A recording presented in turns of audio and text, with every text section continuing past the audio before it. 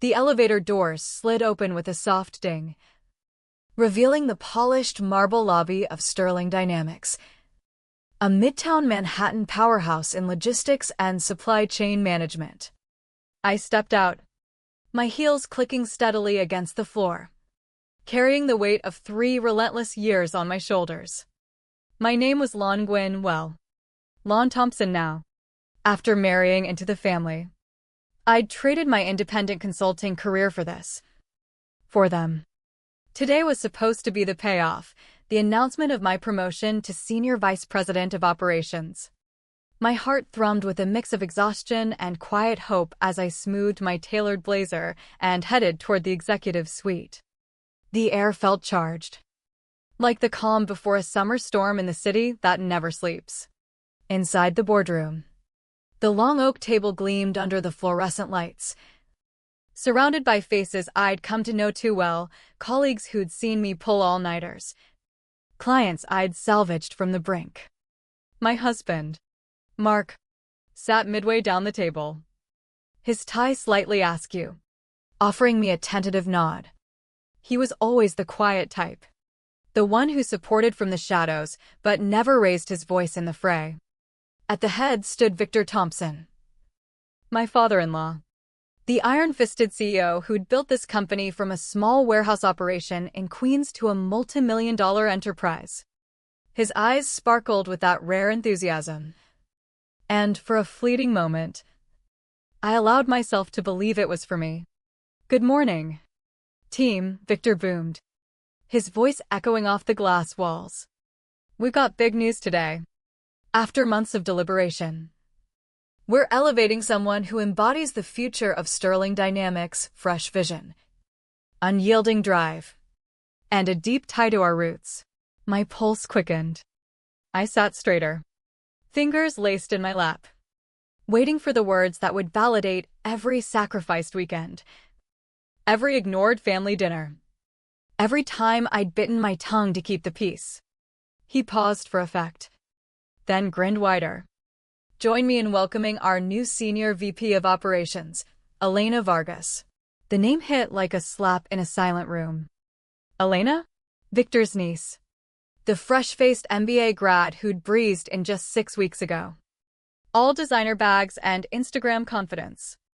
She wasn't even in operations full-time.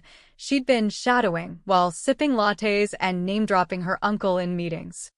The room erupted in polite applause, but it sounded hollow, like echoes in an empty subway tunnel. I didn't join in. My eyes locked on Victor, searching for the punchline. The correction. None came. Elena rose from her seat at the end, her dark waves cascading perfectly, flashing a megawatt smile as if she'd just won a beauty pageant. My stomach twisted into knots, not from jealousy, but from the raw sting of invisibility. I'd rebuilt this company's crumbling infrastructure, turned red ink to black. And this was my reward? A front-row seat to my own erasure. Mark's face paled beside me, his mouth opening slightly, but no words escaped. He glanced at his father, then back at me, trapped in that familiar limbo of loyalty. Victor continued, praising Elena's innovative spirit and family legacy, words that sliced deeper because they'd once been whispered about me in passing. I felt the heat rise in my chest, a slow burn that threatened to consume the calm I'd cultivated. But I didn't explode. Not yet. Instead, I stood, the chair scraping back with a deliberate screech. All eyes turned. "Congratulations, Elena," I said, my voice steady as steel. "You've earned it." The lie tasted bitter, but I held their gazes long enough to let the discomfort settle. Then, notebook in hand, I walked out past the stunned receptionist, into the elevator, and down to the street where the New York hustle swallowed me whole. That walk to my car in the underground garage was the longest of my life. The fluorescent buzz overhead matched the hum in my head. 3 years ago, it had all seemed so promising. Victor had called me during a rainy evening in Brooklyn, where I was thriving as a supply chain consultant for a boutique firm, decent pay, work-life balance, respect from peers who saw my Vietnamese heritage as an asset for international deals. Not a footnote. Lon, we need you, he'd said, his voice uncharacteristically vulnerable. The company's sinking, vendors bailing, systems outdated. Your family now. Help us turn it around. Mark had echoed him over dinner that night, his hand on mine. It could be our legacy. Lon. Building together. I hesitated, remembering my parents' stories from Saigon, how silence and endurance were virtues, how family bonds demanded sacrifice. But America was supposed to be different. Merit over blood. I said yes anyway, taking a 30% pay cut, leaving behind colleagues who'd become friends. From day one, I dove in. The warehouse was chaos, inventory logs handwritten, delivery routes inefficient, staff morale in the gutter after layoffs. I didn't wait for instructions. I redesigned the entire supply chain protocol in 10 days, integrating software I'd mastered in my old job. When a major client threatened to pull out over delayed shipments, I flew to Chicago on my dime, negotiated a new contract, and saved the account. Victor patted my back then. You're the backbone here. Lon. I believed it, letting the praise fuel me through missed Tet celebrations with my extended family, through anniversaries where Mark and I exchanged apologies instead of gifts. I'd check emails during midnight feeds with our infant niece we'd babysat for his sister, blurring lines between duty and devotion. Mark noticed the toll. You're spreading yourself too thin, he'd murmur. But he never confronted his father. Family harmony came first, even if it meant my quiet suffering. By year 2, profits soared 40% thanks to efficiencies I'd implemented. Clients raved about our reliability. I mentored the team, turning rookies into experts. Whispers started, Lan's the real force here. But when I asked Victor about advancement during my review, he chuckled. Patience. Lon. Good things come to those who wait. I swallowed the frustration, drawing on that ingrained resilience. Don't rock the boat. Prove your worth through actions. But the waiting gnawed at me. A silent erosion of self. Year 3 brought more. I led global expansions into Asia, leveraging my bilingual skills for deals in Vietnam and beyond. New hires assumed I was already exec level.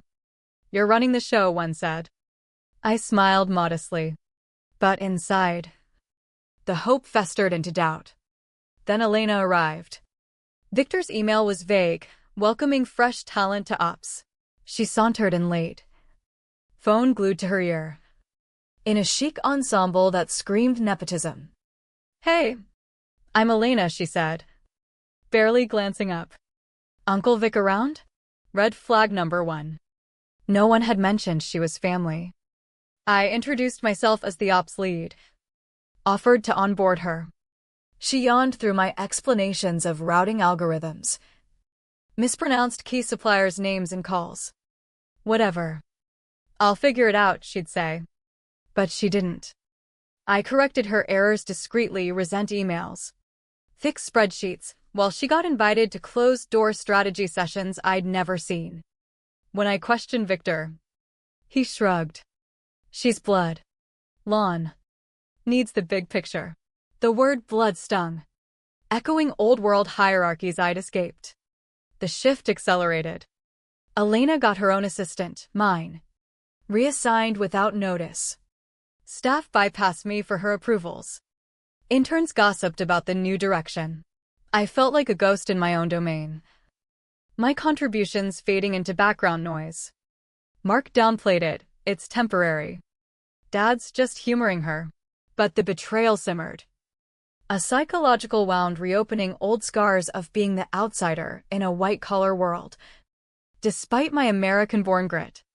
Then came the Thursday that shattered the facade. I arrived to find my office door ajar, my nameplate gone. In its place, Elena Vargas. Senior VP Operations. A cardboard box sat outside, packed with my belongings, a photo of Mark and me at Coney Island, my lucky jade plant, even my ergonomic mouse. Polite eviction. Peering in, Elena lounged in my chair, feet up, scrolling TikTok. Oh, Lon. Didn't HR loop you in?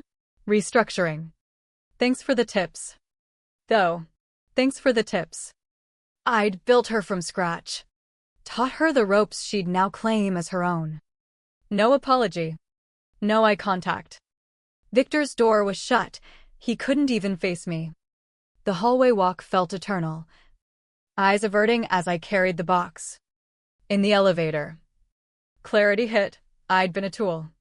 Disposable despite the blood I'd married into.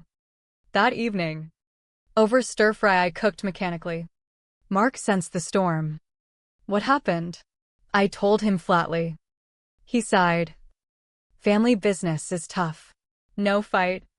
Just resignation. Alone in our brownstone study. I drafted my resignation factual. Unflinching. No drama. Just the truth of my erasure. Saving it. A quiet resolve bloomed. They'd feel my absence like a void. The next morning, I dressed sharply. The same outfit from my first day. The office hummed with oblivious energy. I bypassed greetings, marching to the conference room where Victor, Elena, Mark, and execs convened. Glass walls revealed Elena mid-anecdote, owning the space. I entered unannounced. Lon, Victor frowned. I placed the envelope before him. My resignation. He scanned it, face flushing. This is absurd. You're essential. Elena's smirk faltered. Mark rose. Lon. Wait, but Victor erupted, over a title? Your family. Exactly, I replied coolly. And this is how you treat it. No raised voice. Just piercing truth. Mark's eyes pleaded. But I walked out, shoulders light for the first time in years. The elevator descent felt like ascent, freedom from the invisible chains of expectation. The fallout was swift. A domino cascade I didn't orchestrate but couldn't deny. Whispers turned to exits. For key managers I'd trained resigned within days. Citing lost vision. Clients I'd nurtured pulled contracts. One emailing Victor, without Land's oversight. We're out. Mark confided in hushed calls. Victor raged, blaming everyone but himself. Elena floundered, delayed shipments. Botched negotiations. A vendor scam she greenlit. She texted me 4 old files. I ignored it. Job offers flooded in. I chose deliberately a rival firm in Jersey City. VP role with equity. Autonomy I'd craved. There. I was Lon Thompson. Valued for my expertise. Not my last name. Peace settled. Mornings with unhurried coffee. Evenings reclaiming life with Mark. Though tension lingered in our home like unspoken regrets. Then the envelope arrived. Sterling's logo. Internal docs exposing Elena's fraud, embezzled funds via fake vendors I'd warned about. Victor was suing her, begging me as a witness. The audacity twisted my gut. Mark called, Dad needs you. I declined via lawyer, no more. Elena was ousted amid scandals, clients fled, Mark quit too. Adrift without the family crutch. In the end, their empire frayed not from my vengeance, but my silence, the ultimate price of betrayal. I'd paid dearly in lost years. Eroded trust in marriage. Psychological scars of invisibility. But emerging stronger.